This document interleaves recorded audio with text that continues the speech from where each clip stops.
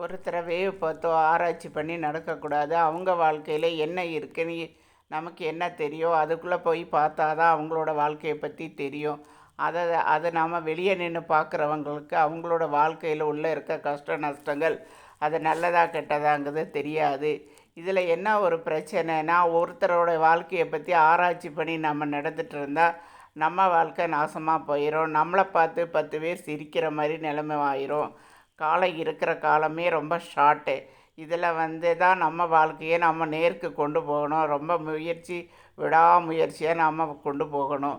இதில் போய் அக்கம் பக்கம் பார்த்துக்கிட்டு நின்னா நம்மளோட வாழ்க்கையும் வீணாக போயிடும். நம்ம எப்போவுமே நம்மளோட வேலையை என்னவோ அதை தான் நாம் பார்த்துட்டு ஓடணும்.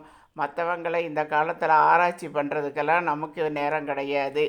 அதை ஃபஸ்ட்டு நம்ம புரிஞ்சுக்கணும். நம்ம வாழ்க்கையை நாம் நேர்படுத்துறதுக்கு என்னென்ன வழி இருக்கோ அதை தேடிட்டு தான் நடக்கணும். அதை விட்டுட்டு மற்றவங்க விஷயத்தில் ஆராய்ச்சி பண்ணவே கூடாது.